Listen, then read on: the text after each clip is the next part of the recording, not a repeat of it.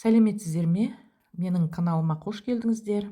Сіздерге арнап ақша гүлін теңге гүл деп те айтайды, толстянка, красула деп айтатын бүгін гүлді отырғызатын боламыз.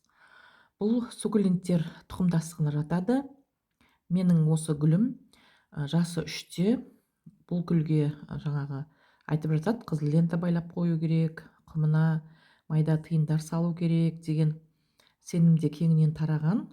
Бірақ енді ол сенімге біз сенбейміз. Бұл гүлді ақша шақыратын гүл деп те жаңа атап үйде өсіріп жатады. Бұл гүлді мен көктемде қырқып қойғанмын, өйткені жан жаққа ұзын болып өсіп кетті. Енді мен тек өзіме сол өскіндерден жапырақтан ғана өскен 2 өскінді ғана алып қалдым, қалғандарын сатып жібердім. Қазір осы видеоның арасында, болмаса видеодан кейін сол өскінді көрсететін боламын. Осы видеода қалай біз көбейтеміз, күтімі қай жерге орналастыру керек екенін айтатын боламыз. Егер қызық болса, менімен бірге қалыңыздар. Тіркелмеген болсаңыздар, тіркеліп, лайк басып, колокольчик белгісін басып қойыңыздар. Сонда менің келесі салған видеомды көретін боласыздар. Жаңадан менің каналыма қосылып жатқан қыз келіншектер болса, және де осы гүлдер қызықтырса, әрине, бұл кеңес пайдаға асады деп ойлаймын. Енді бізге қазір керекті заттар топырақ, және де дренаж. Мен бұл дренажды солаймен салайын деп отырмын. Міне топырақ қоспалары осындай болады. Сосын гүлге арналған осындай ыдыс болады. Бұл ыдысты мен гүлім үлкен болғандықтан, мен ыдысты өзінің мына отырған горшогынан сәл-пәл үлкендеу қылып алдым. Бірақ енді бұның ұзындығы жағынан ұзын болып кетіп тұр. Бұл енді қазір бұған мен гүлімді салып көрейік. Міне осы гүлді салғанда 2 саусақ болу керек, 2 жағында 2 сантиметрдей.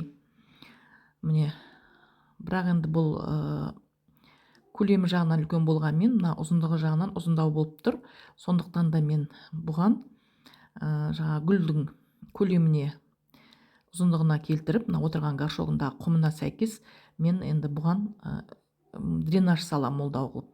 Сол дренаж көтеріп тұратын болады. Мен бұл гүлдің астыңғы сабақтарын бәрін қырқып тастағанмын. Бұл гүл өте жуан болып кетті. Енді діңі деп атасақ та болады. Енді бұл тал гүл ғой. Үлкен болып тал гүл болып өсетін гүл. Соның мынау жан жағындағы, өзін ұстап тұрмағаннан кейін жан жағындағы осы жаңағы нелерін, сабақтарын бәрін қиып тастадым. Енді мен қазір бұл гүлдің тамырын зақымдамау үшін бұған перевалка жасаймын. Жаңа орыстар перевалка, пересадка дейді ғой. Сол пересадка деген ол гүлдің тамырының барлығын ашып, гүлді егете. Ал перевалка деген ол жаңағы гүлді солаймен горшогынан, тамырын қозғамай ғана горшогынан гүлді алып, солай отырғызады. Міне мен сөйтіп тамырына зақым келтірмес үшін тамырын қозғамай, тек горшоктан алам да сол бойы отырғызатын боламын. Құмын араластырып аламыз. Бұл гүлдің құмы басқа гүлдердің құмдарындай бұрқылдақ болмау керек. Міне енді гүліміздің топырағын дайындап алдық. Енді біз қазір астына дренаж салатын боламыз. Біз жаңағы су астынан өтетін горшогымыздың астын жақсылап мен тесіп алдым. Сосын бұл горшоктың асты жаңа ауа өтіп тұратындай горшокты дұрыс таңдауымыз керек біз гүлдерге. Кейбір гүлдердің жаңағы асты, гүлдердің горшогының асты бір тегіс болады. Мынаның асты кішкентай жаңағы шұңғылдау болып келген, көрдіңіздер ме? Міне горшок таңдағанда да сондай горшок таңдауымыз керек. Енді қазір осы дренажды біз горшоктың түбіне осы қалтадағы барлық дренажды саламыз. Енді дренаж салып болдық. Енді біз жаңа гүлімізді горшоктан шығарайық. Қазір бұл гүл жаңағы өте ауыр. Бұл гүл өзінің горшогында тұрғанына 3 жыл болды, мен қозғаған жоқпын. Бұл теңге гүлі құмды топырақты ұнатады. Кактус гүліне арналған топырақта өте жақсы өседі. Өзге жаңағы универсальный дейді ғой, өзге бөлме гүлдеріне арналған топырақты да жаңағы дайындауға болады. Алайда бұндай жағдайда топыраққа аздаған таза құм салу керек. Теңге гүлін өсіру үшін жыл мезгілі таңдалмайды.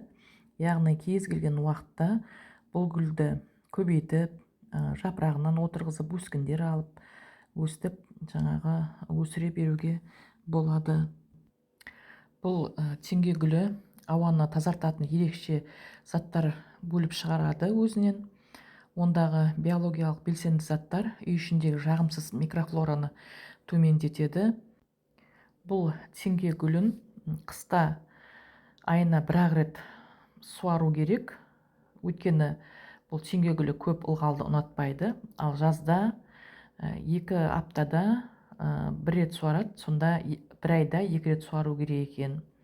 Бұл теңге гүлі тікелей түскен күн көзін ұнатпайды, бірақ жарық жерге өскенді жақсы көреді. Сондықтан бөлменің жарығы мол жерге қою керек. Гүлді жаңағы терезенің алдында тұрғанда біз оны айналдырып отыруымыз керек терезеге қарай. Сонда ол гүл түзу әрі әдемі болып өседі. Менің бұл гүлім батыс жақта тұр, батыс жақ терезеде. Мен оны ол жерден қозғамаймын. Негізі бұл гүлді ары-бері орнын ауыстыра берудің қажеті жоқ бұл гүлге.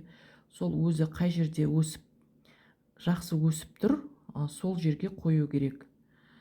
Сосын бұл гүлге айына бір-ақ рет тыңайтқыш беру керек. Онда да жиі емес. Бұл көп тыңайтқыштың бұл гүлге қажеті жоқ. Енді қазір біз мысалға гүлді жаңа топыраққа отырғызып жатырмыз ғой. Бұл топырақтың ішінде өзінің барлық микроэлементтері бар. Сондықтан да 2-3 айға дейін, сонда қыс бойы деуге де болады, бұл гүлге тыңайтқыш бермейміз. Өйткені тамырлары өзіне керек тыңайтқышты осы жаңа топырақтан алатын болады. Ыдыстағы топырақты кішкентай шұңғылдау қылып аламыз. Топырағын жан-жаққа қарай кішкентай жайып, гүлге ыңғайлы болу үшін. Мен жаңа дренажым көптеу болып кетті деймін, соны шамалап алып тастадым дренажды. Міне гүлді енді жақсылап отырғыздық. Өзінің орнына енді жан-жағына жаңа топырақты саламыз. Топырақты салғанда топырақты жан-жақтан жақсылап нығыздап салу керек. Өйткені құйған су тамырына бірден кетпеу керек. Тамырына бірден кетсе, тамырын шіртіп жібереді. Негізі бұл гүл ондай көп күтімді қажет етпейді.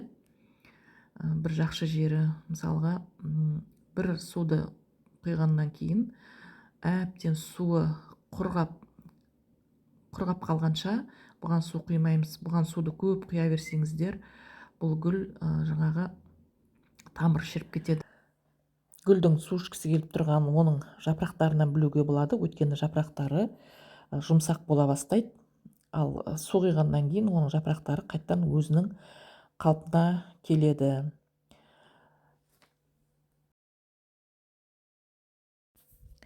Міне енді біз гүлімізді отырғызып болдық, бірақ бұл гүлге мен су құймаймын. Өйткені осы 1-2 күндікте су құйғанмын, оның топырағы ылғал. Қайта-қайта су құя беруге болмайды. Енді қашан мына топырағы құрғайды, сол кезде барып су құятын боламыз. Енді жапырақтары көп болып өсу үшін, мысалға мына жерде 2-ақ жапырақ болып тұр. Енді біз бұл жапырақты көбейтуіміз керек. Ол үшін жапырақтары көп болып өсу үшін біз мына кішкентай ғана өсіп келе жатқан өскіндерді саусақпен жұлып алып тастаймыз. Сол кезде бұл жерге 2 жапырақ емес, 2 қапталына 4 жапырақ болып шығады. Сөйтіп бұл гүлдер жапырақтары көбейеді. Ал егерде жаңағы 2 жапырақ болса, ол 2 жапырақтан сол 2 жапырақ болып өсіп тұрады. Міне мына жерде көрдіңіздер ме? 2 жапырақтан міне 4 жапырақ шығып тұр. міне сондай қылып енді осы екі жапырақтың мына ұшындағы нелерді өскіндерді алып тастасақ, ол кезде мына екі жапырақтан ол кезде 4 жапырақ шығады. Міне сөйтіп біз бұл гүліміздің жапырағын көбейтетін боламыз. Мен қарап отырып гүлдердің сондай енді өсіп келе жатқан өскендерін алып тастаймын. Сол алып тастаған уақытта сол жерден екі жағына қарай 4 жапырақ шығатын болады. Сөйтіп гүліміз үлкен болып, әдемі болып өседі.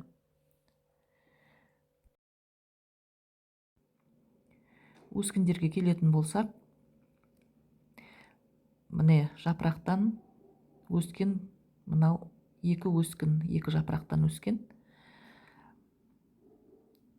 Бір емес, жапырақтың екі қапталынан екі өскін өсіп келе жатыр. Мен оны қозғамайым, өсе береді. Осыдан үлкен тал болып өсетін болады бұл өскендердің барлығы. Міне, сіздер де осылай жапырақтан өскіндерді шығарып эксперимент жасасаңыздар болады. Жапырақтан қалай көбейтеміз? Мына жапырақты аламыз осылай, сындырып, сөйтіп ылғал топыраққа, жаймен ғана ұшын кішкене ғана топыраққа кіргізіп отырғызамыз, салып қоямыз. Ол өзі солай ылғал жапырақта жатып, жаймен тамырланып, өскін бере бастайды. Ол өскінді біз алып, мынандай кішкене жаңағы горшоктарға отырғызып, арман қарай үлкен тал қылып өсірсек болады екен. Менің видеом сіздерге пайдалы болды деп ойлаймын. Красула гүлін, теңге гүлін, ақша шақыратын гүлді осылай қорықпай өсіріп, горшогын ауыстырып, жапырағынан өсіргілеріңіз келсе, осындай қылып өсірсеңіздер болады. Өздеріңіз қандай қылып өсіріп жатсыздар, соны комментарияға жазып, сұрақтарыңыз болса қоя отырыңыздар. Сау саламатта болыңыздар.